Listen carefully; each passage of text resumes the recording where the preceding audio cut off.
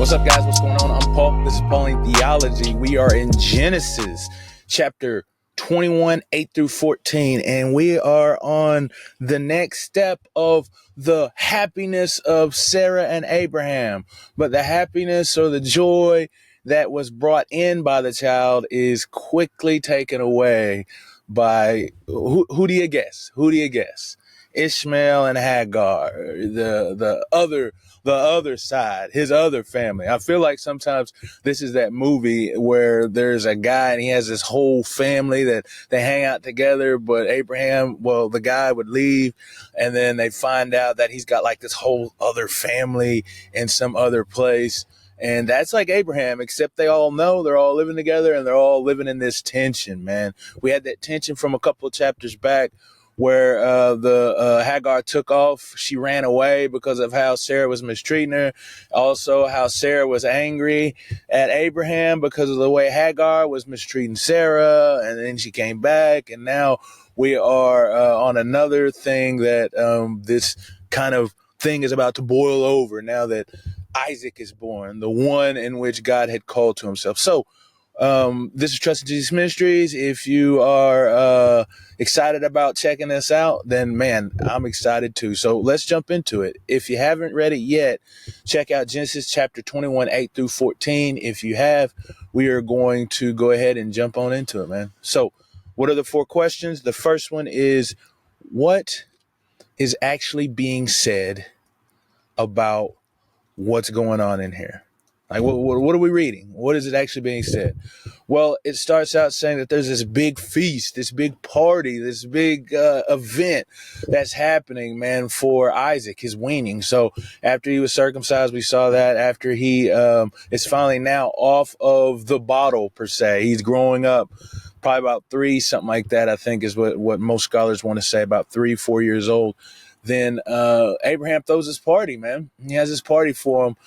And during the party, Ishmael is doing something with the child. We don't know what it is, playing with him, joking with him, doing something maybe like, you know how little kids get whenever they make fun of them, poking fun of them, cracking jokes at them. They call driving them, man. Ishmael could be driving them. And Sarah saw this and she got mad. Whatever it was, Sarah got mad. And so when that happened, she talked to Abraham. She's like, Abraham, man, you get that slave woman and you get that child up out of here. Drive her out. She has no place in this house because she ain't getting the inheritance along with my son, Isaac. And so when that happened, man, Abraham was kind of sad. He was kind of brokenhearted. Matter of fact, it says in the Hebrew it says evil. The word evil, but it doesn't always mean evil. It could also mean troubled or broken or something like that in spirit. And so that's what he was, man. He didn't think this was right. He was saddened about this event because that's his child, But God came to him, man, and God said to him, he says, hey, don't be troubled over the thing that Sarah has said about the slave woman and the son. He says, do as she said, do what the voice of your wife has said, obey your wife. He's like, because this is the famous part we always hear. It's like, because in Isaac your seed will be named. And so God is reassuring the promise because of the event that Abraham had done earlier with the laying with Hagar, because of what Sarah had done. See, they're doing this to themselves, man. Well, that's the trouble, is that the problems that are occurring for them, the turmoil and the strife that's happened between them was all caused because they didn't just trust God at the very beginning. But God is saying, trust me now. He's saying, do as I say now, because in Isaac, your seed will be named. Man, this whole time I've been telling you that I am going to do something for you. I'm going to make you a nation. I'm going to bless you, and through the whole world, the world will be blessed. You'll get this land, and it will be through your son, the son of you and your wife, Sarah. And finally it's happened. He's like, so trust me now. I've given you this child. He says, so go ahead and allow this thing to happen between Hagar and the boy. Allow it to happen. And then after that, he gives them even more assurance. He says, because this boy, I am going to make a nation out of him as well. It says, because he is your seed. Woo! Man, ain't that something, man? When God is on your side, what won't he do? What won't he do? He says, because he is your seed, Abraham. He is your seed. Man, that's powerful. That's powerful. And so it says the next morning, Abraham got up, man, got some bread and some water, gave it to Hagar, and then gave the child to Hagar and sent them on their way. And it says that they wandered, that Hagar left and wandered in the wilderness. I'm leaving it there, give you a little cliffhanger, man. We'll come back to it next week. But that's what's happening, man. He did immediately what God had told him to do. He got up the next morning, got the stuff, gave it to Hagar, and sent her on her way. So what's to say about God? Well, first off, it says he's faithful. He is going to do what he says he's going to do. And the fact that Isaac will be the child in which his seed will be named, from which the promise will come, from which the covenant will stem. It is from Isaac. And he is reiterating this. This is the thing that we've been talking about ever since he was called out of his father's household to wander, is that he is going to do something amazing, and it's going to be through the seed of Abraham. And this right here is Isaac, the one in which was promised. So he's faithful to do that. But then we also see he's also providential, man, that he is calling all these things to happen. That even though, and so when I say providential and calling all these things to happen, what I'm saying is that he controls everything. He's sovereign. He makes everything happen the way it needs to happen.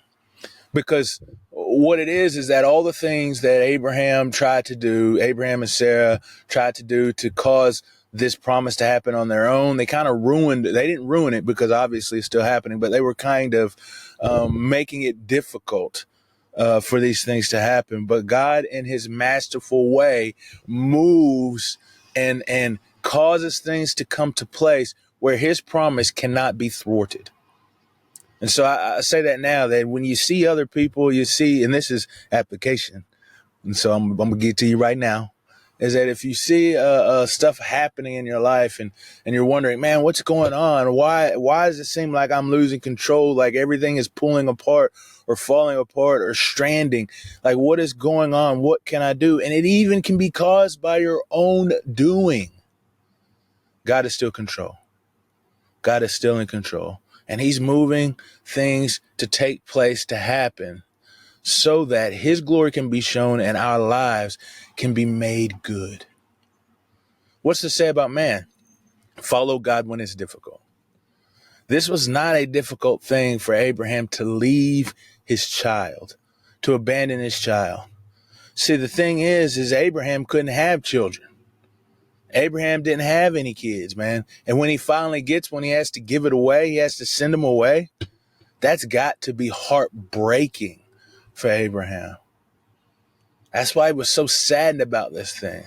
But God told him to do it, a very difficult thing. And guess what? There's going to be some more difficult things that Abraham is going to be tested and have to do. But he does it because he knows the one in whom gave him the child in the first place. And that one is faithful to do as he says. And so when God tells him something, he says he's going to make a great nation out of this dude. And so he believes him. And because he believes him, he does what he says. So follow God when it's difficult. And then we cause trouble for ourselves. It's so true. A lot of the times, the things that we happen to get into, it's from our own doing. We often be like, the devil, man. Ooh, he's tempting, man. He's trying. Like, nah. I think a majority of the time it could be seen as our own desires carrying us away. We are setting ourselves up for failure a lot of times. Now, it's not always that way. But if you realize that it is that way sometimes, then we can do things to plan against that. So that way we can be victorious as we live this life for the glory of God. And so for our application, man, trust God. Trust God in everything and all things. If he says he's going to do something, believe that. And then second, actively see how our lives are living contrary to the way that God has called us to? What are we doing that is not lining up with the things that God has called us to do? Because if we begin to walk in the things that God has called us to, walk step in step with his spirit, then we'll find a lot more power and victory in our life. Now, we may find more difficulty, but we will find power and victory over those sins and desires and Satan in this world, because we have the power of the most greatest and powerful being there is, the sovereign Lord, Yahweh. Hey, I appreciate you guys for listening, and I'll see you in the next episode.